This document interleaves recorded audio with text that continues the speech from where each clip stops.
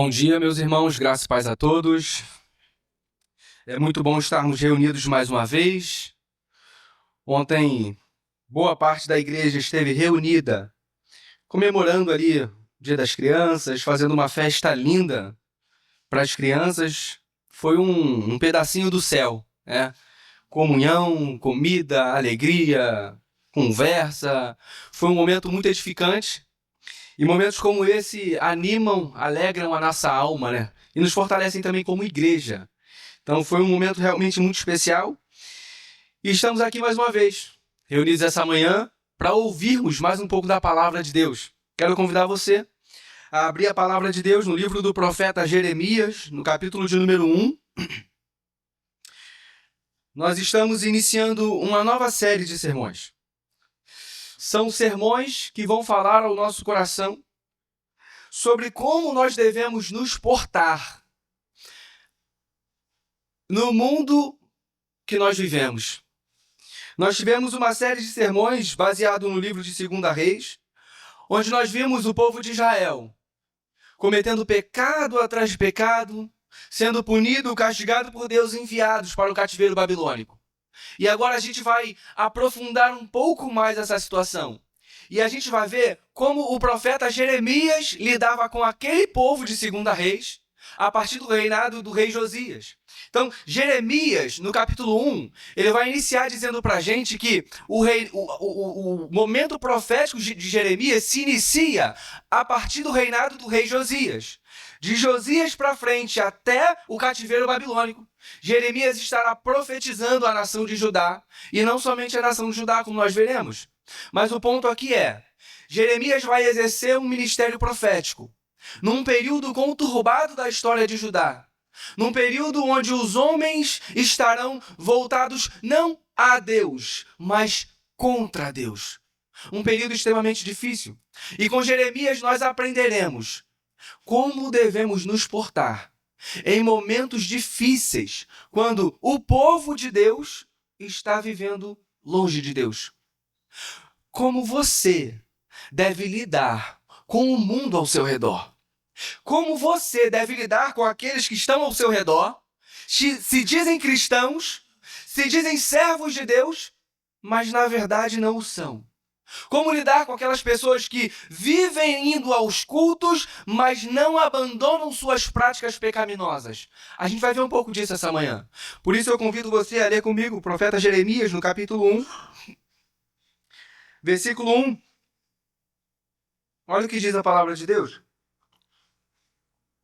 As palavras de Jeremias, filho de Ilquias, um dos sacerdotes de Anatote, no território de Benjamim.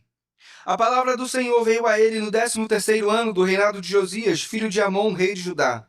E durante o reinado de Jeoaquim, filho de Josias, rei de Judá, até o 5º mês do 11º ano de Zedequias, filho de Josias, rei de Judá, quando os habitantes de Jerusalém foram levados para o exílio. A palavra do Senhor veio a mim dizendo: antes de formá-lo no ventre, eu o escolhi. Antes de você nascer, eu o separei e o designei profeta às nações. Mas eu disse: soberano Senhor, eu não sei falar, pois ainda sou muito jovem. O Senhor, porém, me disse: não diga que é muito jovem. A todos a quem eu o enviar, você irá e dirá tudo o que eu lhe ordenar. Não tenha medo deles, pois estou com você para protegê-lo, diz o Senhor. O Senhor estendeu a mão, tocou a minha boca e disse-me: agora ponho em sua boca as minhas palavras. Veja, eu hoje dou a você autoridade sobre nações e reinos, para arrancar, despedaçar, arruinar e destruir, para edificar e plantar. Meus irmãos, o profeta Jeremias, ele inicia o seu ministério, como eu disse, sob o reinado do rei Josias.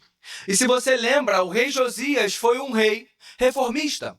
Josias foi um rei que tentou restaurar o culto em Judá. Josias viu que tudo aquilo que estava acontecendo na sua nação, no seu povo, estava indo contra a lei de Deus. Então Josias vai fazer algumas reformas no templo, Josias vai fazer algumas reformas culturais no povo, trazendo novamente Deus para o centro da adoração. Ele vai destruir alguns ídolos, ele vai restaurar a Páscoa. Josias vai ser um bom rei para Judá. Só que a gente vai aprender ao longo de todo o livro de Jeremias que o reinado de Josias e tudo aquilo que ele tentou fazer e restaurar no meio do povo, o povo não aceitou de todo o coração. Na verdade, o povo cultuava a Deus, mas era apenas fingimento. Então Jeremias precisa profetizar ao povo, dizendo que aquilo que eles estavam fazendo não estava agradando a Deus. E hoje nós vamos olhar para o capítulo 1 de Jeremias e vamos ver 4 momentos que vão nos ensinar como nós devemos nos portar no meio de uma geração que adora a Deus, mas está corrompida porque a sua adoração é falsa. No meio de uma geração que diz amar a Deus, mas que no fundo não ama porque seus atos estão corrompidos. Esse é o contexto de Jeremias. O contexto de Jeremias é o contexto do povo. No capítulo 2 ele vai dizer: do povo que abandonou a Deus, a fonte de águas vivas, e foi atrás de ídolos que pareciam cisternas rachadas, que não saciavam, não matavam a sede. Mas se a gente puder resumir o contexto de Jeremias, a gente consegue resumir no capítulo 5, no versículo 31. Olha isso. Uma coisa espantosa e horrível acontece nessa terra. Os profetas profetizam mentiras. Os sacerdotes governam por sua própria autoridade. Olha agora. E o meu povo gosta dessas coisas. Os profetas profetizando mentira. Os sacerdotes usando a sua própria autoridade. Tudo um caos. Injustiça social para todo lado. Coisas terríveis acontecendo no meio do povo de Deus. E sabe o que é pior? O meu povo gosta disso. Olha o contexto que Jeremias está inserido. Olha a situação que esse homem é chamado por Deus para pregar. Deus vai a Jeremias com uma missão dificílima. E é isso que nós vamos ver nessa manhã. Versículo de número 4 diz pra gente que a palavra do Senhor foi até o profeta dizendo: antes de formá-lo no ventre, eu o escolhi. Antes de você nascer, eu o separei e o designei profeta às nações. Deus inicia o chamado do profeta Jeremias, dizendo: Jeremias, eu escolhi você antes mesmo de você nascer. Jeremias, você, antes de ser gerado pela sua mãe, foi gerado no meu coração. Você foi escolhido antes de todo esse caos. Antes de toda essa turbulência, eu já o conhecia e eu já o havia escolhido.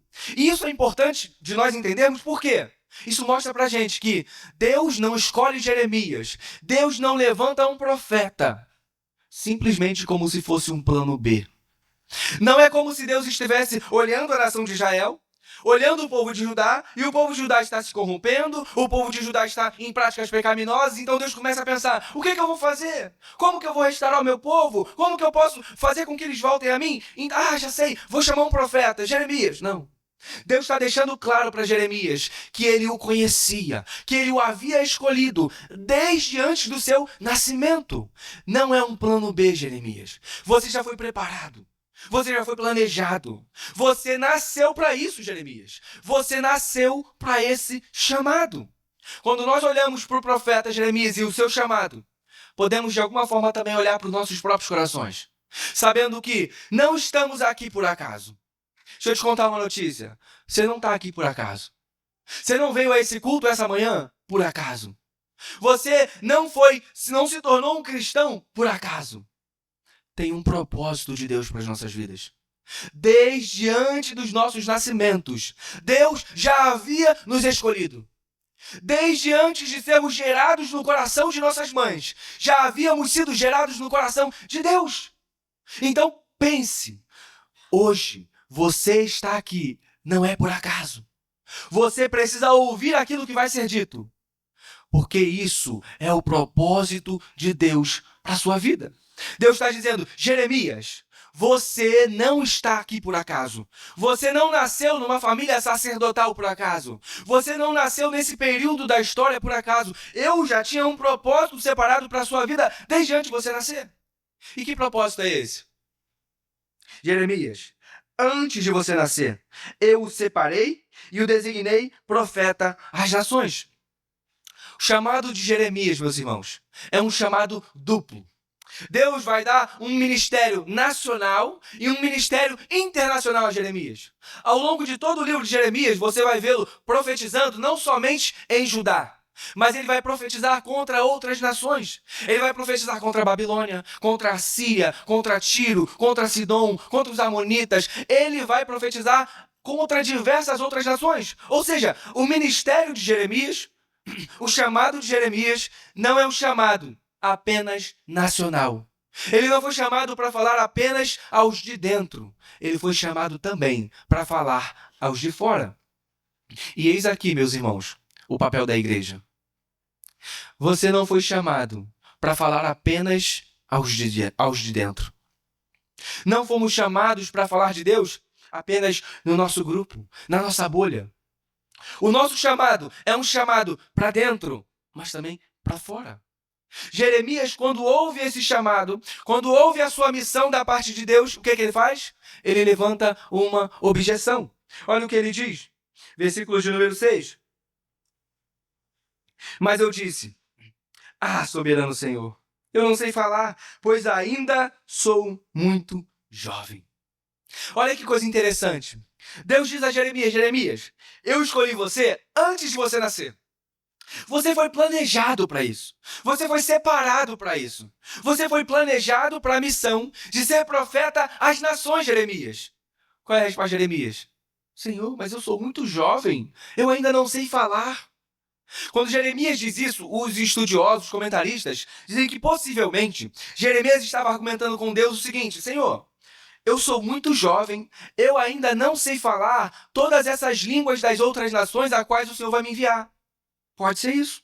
Jeremias pode estar questionando: Senhor, como eu vou profetizar às outras nações se eu não sei falar a língua dessas nações?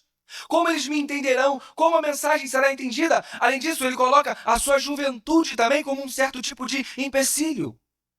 Não é incomum nós vermos homens que foram chamados por Deus para um fim específico, apresentando algumas dificuldades.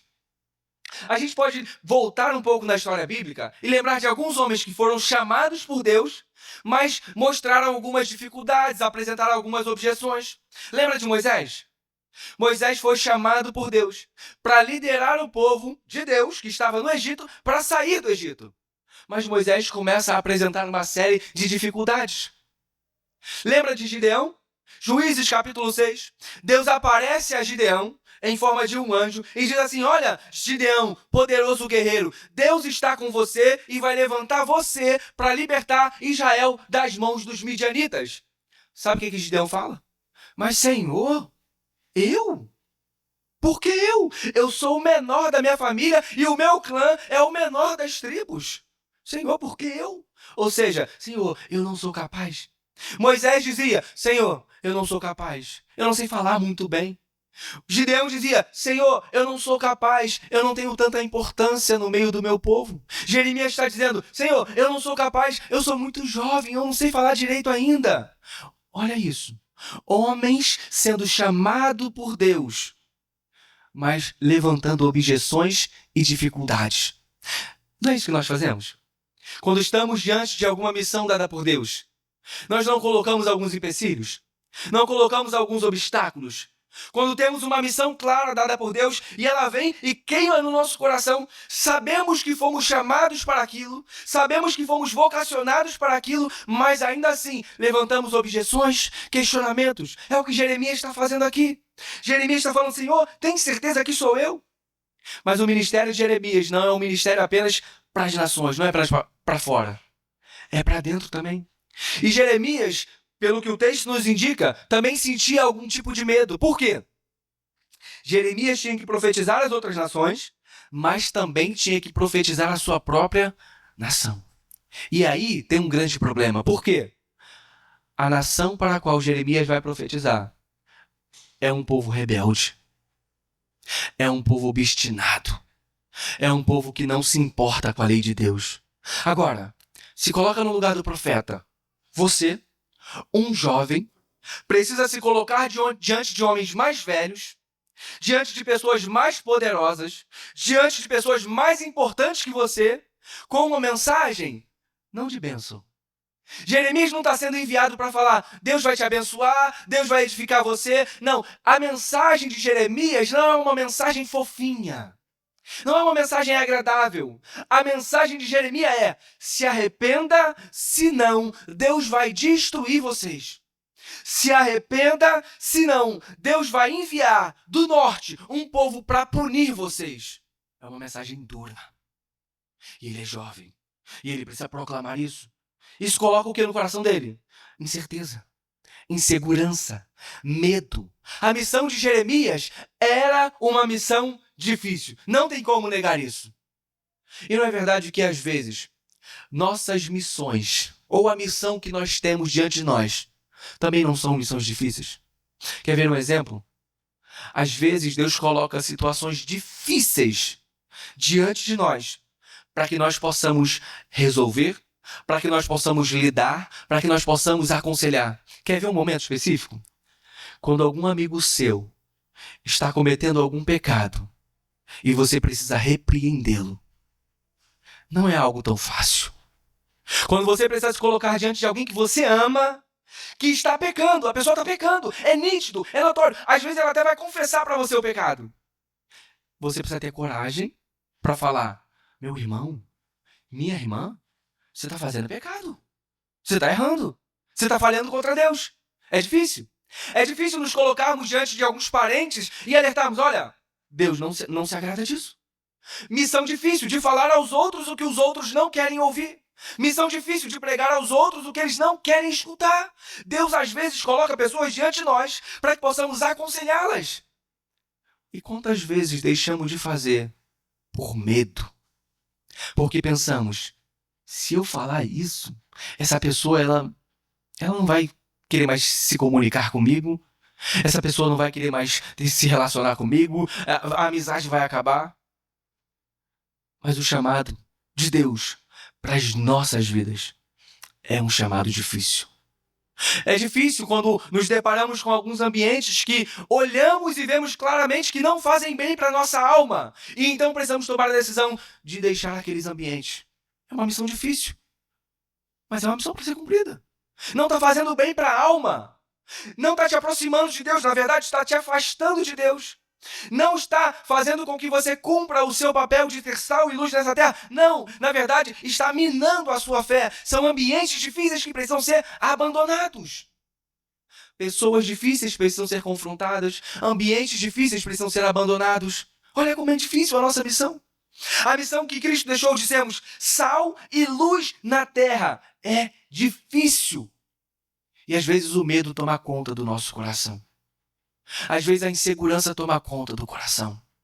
A incerteza, mas o que vai acontecer se eu fizer isso? Toma conta do nosso coração e às vezes nos paralisa. Quantas vezes alguém chegou para você e você sabia que devia repreender, mas não repreendeu? Por que você não fez isso? Medo. O chamado de Jeremias é um chamado difícil. Jeremias, você vai pregar contra outras nações, mas você também vai pregar contra o seu povo. Por isso Jeremias levanta o questionamento, Senhor, mas eu sou muito jovem, eu ainda não sei falar direito. Talvez, meus irmãos, você seja inabilidoso para falar como Moisés e Jeremias. Talvez você pense ser o menor em importância na igreja, onde quer que você esteja, e por isso pense, eu não posso fazer isso. Mas Deus está dizendo, vá, porque eu garanto. Vá, porque eu estarei com você. Precisamos lembrar que não fomos escolhidos por Deus para fazer o que temos que fazer por causa de nossas habilidades. Embora seja Deus que nos dê as habilidades que precisamos para executar as missões, não fomos escolhidos por causa das habilidades. Você não foi chamado por Deus porque você tem uma habilidade ou uma facilidade para falar. Você não foi chamado por Deus porque tem uma habilidade ou uma facilidade para cantar, um talento para tocar, um talento para pregar. Não, não foi esse o motivo pelo qual você foi chamado. Deus escolheu você por motivos que ele nem quis revelar às vezes. Jeremias, antes de você nascer, eu escolhi você e o dei por profeta às nações. Pense nisso. Você não foi chamado por causa de você. O poder e a habilidade necessários para cumprir a missão de Deus não estão em você. Tire o peso de você. Tire o fardo dos seus ombros. Isso não repousa sobre você. A nossa habilidade, a nossa capacidade não vem de nós, mas de Deus que nos fortalece. Isso precisa estar claro diante de nós. Francis Schaeffer, ele ilumina muito isso que eu estou tentando dizer para vocês. Vamos abrir em Êxodo capítulo 4? Olha comigo. Eu aprendi isso com Francis Schaeffer há muitos anos atrás. Eu lembro de ter lido acerca disso. E ontem eu fiquei igual um doido tentando encontrar. Graças a Deus eu encontrei. Às vezes coisas que você lê há muito tempo atrás, de repente, voltam à sua mente. O Espírito Santo pode iluminar. Grava isso. É o chamado de Moisés. Olha que coisa interessante. Êxodo capítulo 4. Moisés respondeu, Deus estava falando com Moisés na sarça ardente. Lembra disso? Lembra desse episódio? Deus está conversando com Moisés e está chamando Moisés para que Moisés lidere o povo de Deus para sair do Egito. Lembra disso, né? Deus vai falar com Moisés e o capítulo 4, versículo 1 começa dizendo, Moisés respondeu, olha o questionamento, Senhor, mas e se eles não acreditarem em mim? E se eles não quiserem me ouvir e disserem, o Senhor não lhe apareceu? Moisés está questionando o chamado. Moisés, vai e prega. Mas, Senhor, e se eles não ouvirem? E se eles falarem que é mentira minha, que eu sou um falso profeta, o que eu faço? Então o Senhor, versículo 2, perguntou, que é isso em sua mão? Disse Moisés, uma vara. Disse o Senhor, jogue-a ao chão. Moisés jogou-a e ela se transformou numa serpente.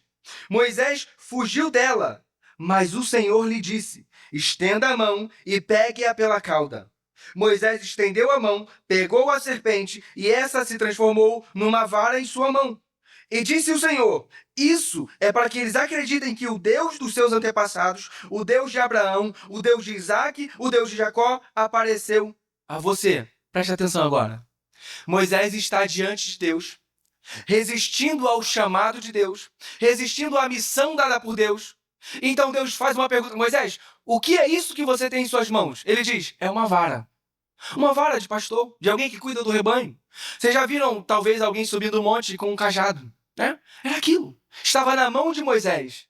E Deus diz, olha, Moisés, jogue no chão e você verá. Ele joga no chão. A vara vira uma serpente. Então Moisés percebe, olha, tem poder aqui.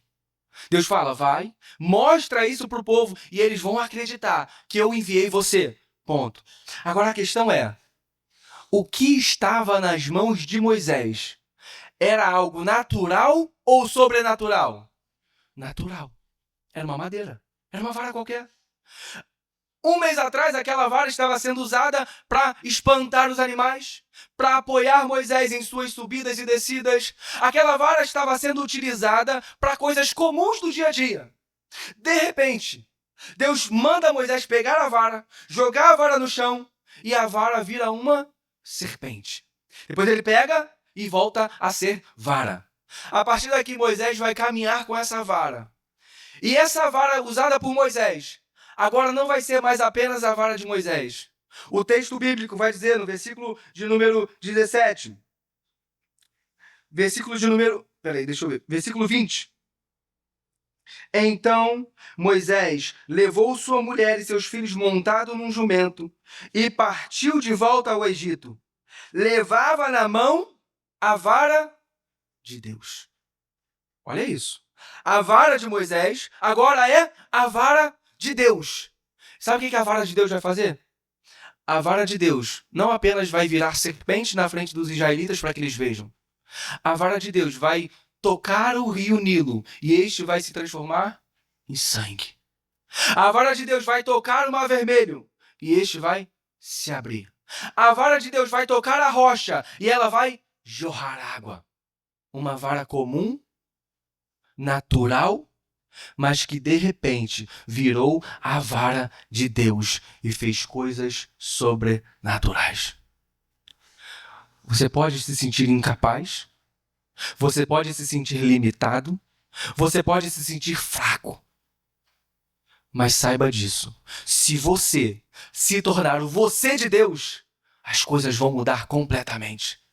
Eu preciso me tornar o eu de Deus.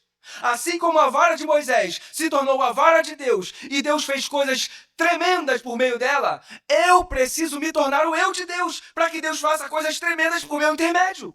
Você precisa ser capacitado e se tornar o você de Deus, o André de Deus, o Caio de Deus, o Levi de Deus, para que Deus possa usar com poder, com autoridade. É esse o chamado de Deus, para pegar alguém que não é capaz, torná-lo capaz para fazer coisas extraordinárias. É a missão de Deus para cada um de nós. Precisamos ser consagrados a Deus. O Felipe precisa se consagrar a ponto de ser o Felipe de Deus. Não é a minha habilidade, não é a minha capacidade, não é a minha oratória, é o Felipe de Deus, cheio de Deus, sendo usado para fazer coisas extraordinárias pelo poder de Deus. E isso está acessível a cada um de nós. As missões que Deus tem e coloca diante de nós são difíceis? São. Mas existe um Deus que nos capacita. Existe um Deus que nos dá a força, a garra e todo o poder necessário para fazermos o que Ele deseja que façamos. Precisamos nos apegar, portanto, ao Deus que nos usa, a fim de cumprirmos o propósito dele. E veja, Jeremias ouve isso de Deus. Jeremias ouve que Deus o escolheu desde antes da fundação do mundo. Jeremias ouve a missão de Deus. Jeremias é encorajado por Deus. E Jeremias então vai cumprir o chamado e o ministério que Deus tem para ele. Mas sabe o que vai acontecer? Jeremias não vai receber coroa de louro. Jeremias não vai receber coisas agradáveis. Na verdade, Jeremias, ao cumprir o chamado de Deus, vai ser açoitado, maltratado, preso, espancado, rejeitado. Não é à toa que os estudiosos vão chamar esse homem de o profeta chorão. Ele sofre não apenas exteriormente. Ele não é apenas aprisionado. Ele não é apenas espancado. Ele sofre também interiormente, vivendo em solidão. Você sabia que Deus falou para Jeremias assim: Jeremias, não se case e nem tenha filhos nessa terra. O profeta que chorava pelo povo também chora por si mesmo. O profeta que tinha a presença de Deus, em alguns momentos, se via solitário, rejeitado pelo povo. Mas ele tinha a presença de Deus. Jeremias no capítulo 9, abra comigo. Jeremias capítulo 9. Olha isso.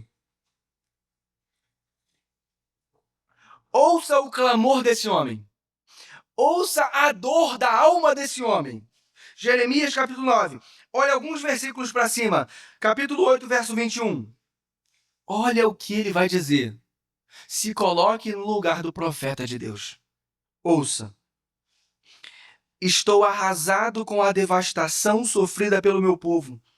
Choro muito e o pavor se apodera de mim. Não há bálsamo em Gileade.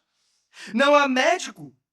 Por que será então que não há sinal de cura para a ferida do meu povo? Olha a dor desse homem. Está sofrendo. Olha agora o que ele vai dizer em forma poética. Ah, se a minha cabeça fosse uma fonte de água e os meus olhos um manancial de lágrimas, eu choraria noite e dia pelos mortos do meu povo. Ah, se houvesse um alojamento para mim no deserto, para que eu pudesse deixar o meu povo e afastar-se dele. Olha isso. Um homem que não apenas é afligido por fora, mas também é afligido por dentro e chora pelo seu povo. É o fardo dele. É aquilo que Deus colocou sobre seus ombros. Esse homem está sofrendo pelo seu povo. Olhe para o profeta Jeremias. Angustiado, chorando, sofrendo pelos pecados do seu povo. E nós, às vezes, não choramos nem pelos nossos. Certa vez perguntaram a George Whitefield: George Whitefield, por que você geralmente chora quando prega? Ele disse: como não chorar por vocês quando vocês mesmos não choram por si? O apóstolo Paulo, escrevendo aos Filipenses, digo: há muitos que vivem de forma imundana. E isso eu repito com lágrimas. Há muitos que abandonaram a Cristo Jesus. Os homens santos de Deus, os homens piedosos de Deus, sentem angústia quando veem o povo de Deus em pecado. Eles sentem uma dor na alma. Eles sofrem, gemem, choram, porque o povo de Deus está longe de Deus. Há uma angústia no coração do profeta. Ele sofre por fora, ele apanha, mas ele sofre por dentro. Eu quero desvendar um pouco mais o coração de Jeremias. Olha o capítulo 20. O livro do profeta Jeremias é muito profundo. Eu quero descortinar a alma desse homem. Você agora vai ver as entranhas de Jeremias e o que se passava dentro do seu coração mais uma vez. Jeremias capítulo 20, versículo 1. Olha o que ele vai dizer. Jeremias tinha profetizado contra o povo, dizendo que Deus traria desgraça contra o povo. Versículo 1 do capítulo 20. Quando o sacerdote Pazur, filho de Imer, o mais alto oficial do templo do Senhor, ouviu Jeremias profetizando essas coisas, mandou espancar o profeta e prendê-lo no tronco que havia junto à porta superior de Benjamim, no templo do Senhor. Imagina, Jeremias está pregando a palavra de Deus, ele está cumprindo as ordens que Deus deu para ele. Ele está dizendo: olha, Deus vai destruir vocês. Se arrependam, senão já era, acabou para vocês. E o que acontece? Ele é espancado. Ele é preso num tronco e espancado e deixado lá. O que você faria depois disso? O que você faria depois de ser espancado por pregar a palavra de Deus? Alguns se revoltariam contra Deus. Alguns murmurariam contra Deus. Olha o que Jeremias vai fazer. Versículo de número 3. Na manhã seguinte, quando Pazur mandou soltá-lo do tronco, Jeremias lhe disse: o Senhor já não o chama Pazur, e sim Magor-Misabibe. Pois assim diz o Senhor: farei de você um terror para si mesmo e para todos os seus amigos. Você verá com seus próprios olhos quando eles forem mortos à espada dos seus inimigos. Entregarei todo o povo de Judá nas mãos do rei da Babilônia, que os levará para a Babilônia e os matará à espada. Eu entregarei nas mãos dos seus inimigos toda a riqueza dessa cidade, toda a sua produção, todos os seus bens de valor e todos os tesouros dos reis de Judá. Levarão tudo como despojo para a Babilônia, e você, Pazur, e todos os que vivem em sua casa irão para o exílio para a Babilônia. Lá vocês morrerão e serão sepultados, você e todos os seus amigos a quem você tem profetizado mentiras. Olha a coragem desse homem. Depois de ser açoitado, depois de passar a noite preso a um tronco, ele é solto e o que ele faz? Volta e prega de novo. Eu lembro dos apóstolos Pedro e João, tendo sido presos e açoitados por pregar a palavra. No dia seguinte, voltam e pregam de novo. Eles dizem: não podemos deixar de falar do que temos visto e ouvido.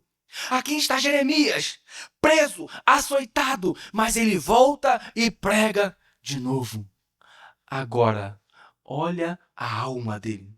Por fora, ele está forte. Por fora, ele demonstra coragem.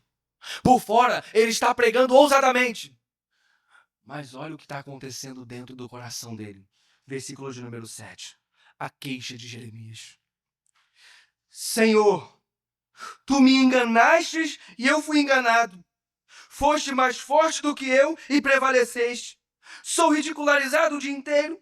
Todos zombam de mim. Sempre que falo é para gritar que há violência e destruição. Por isso a palavra do Senhor trouxe-me insulto e censura o tempo todo. O profeta começa a conversar com Deus. Senhor, eu estou pregando, mas parece que o Senhor me enganou.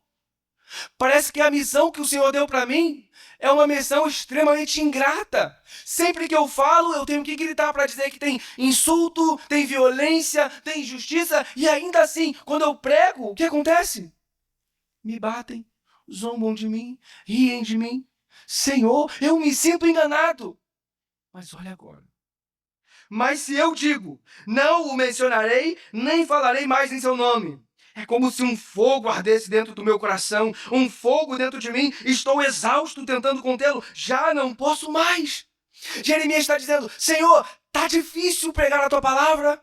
Tá difícil ser fiel à tua missão, tá difícil me manter firme aqui, mas quando eu começo a pensar que eu vou parar, quando eu começo a pensar que eu vou desistir, um fogo surge no meu coração e eu não posso contê-lo.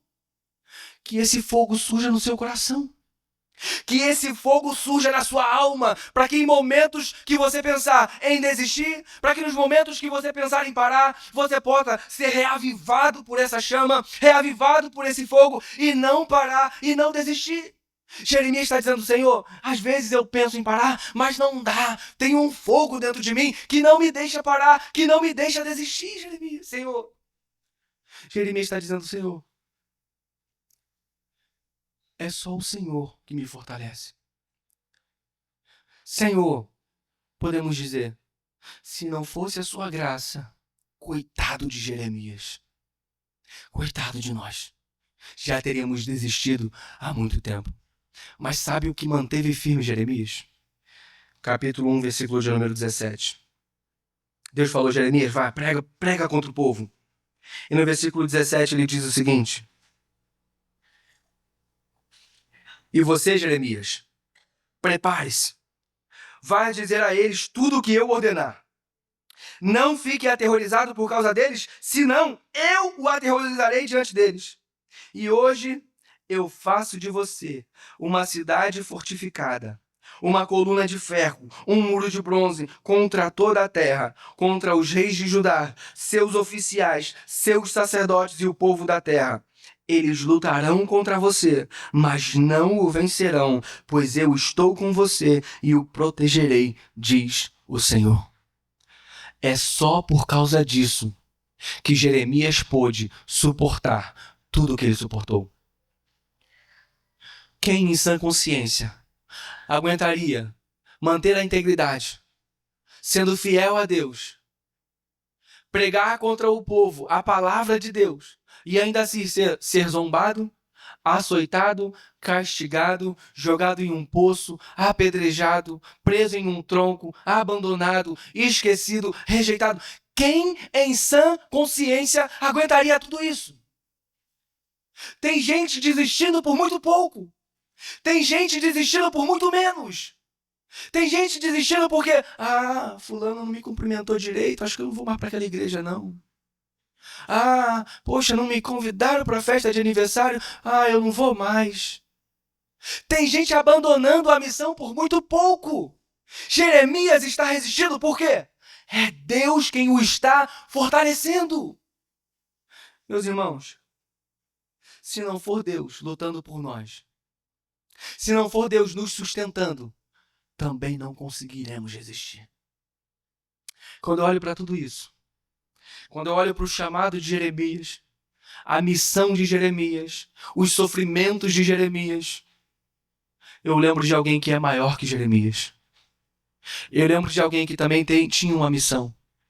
Uma missão que veio também desde antes da fundação do mundo. Não era uma missão fácil. Era uma missão de vir à terra, viver uma vida perfeita, anunciar ao seu próprio povo que o seu próprio povo estava longe de Deus, buscar aqueles que haviam se perdido e, além disso tudo, morrer condenado como um pecador, sofrendo a ira de Deus na cruz do Calvário. Que missão difícil! Mas ainda assim, esse alguém, esse profeta maior que Jeremias, cumpriu a missão e o chamado de Deus para ele. E é por causa dele que podemos também cumprir o nosso chamado e a nossa missão. É por causa daquele que é maior que Jeremias que eu e você somos fortalecidos e encorajados. E é aquele que é maior que Jeremias que disse: vão pelo mundo e façam discípulos de todas as nações. Aquele que é maior que Jeremias disse: olha, vocês devem ser sal e luz no mundo em trevas. Aquele que é maior que Jeremias disse: vocês precisam amar uns aos outros. Aquele que é maior que Jeremias disse: nisso saberão que vocês são meus discípulos, se vos amarem uns aos outros. Aquele que é maior que Jeremias nos exorta a vivermos uma vida de fidelidade a Deus pela graça. É no poder dele. Por quê? Aquele que é maior que Jeremias disse pra gente: sem mim, vocês não podem fazer coisa alguma. Nada. Sem Cristo, você não pode fazer nada. E nós temos a mesma promessa de Jeremias. Deus disse: Jeremias, vá e eu estarei contigo. Aquele que é maior que Jeremias, Jesus, disse: eis que estou com vocês todos os dias. Aquele que é maior que Jeremias, Jesus disse: eis que envio a vocês o Consolador. Ele habitará em vocês. É somente por ele, é somente na força dele que somos capazes de cumprir o chamado dele para nós aqui na terra. Seja encorajado por essa palavra. Viva nesse mundo mau. Viva nesse mundo pecaminoso. Viva nesse mundo rebelde contra Deus, sabendo que você não está aqui à toa, sabendo que você não caiu aqui por acaso. Acho que Deus tem um propósito para a sua vida. Cumpra esse chamado com fidelidade, pela graça de Deus. Amém, meus irmãos? Vamos orar.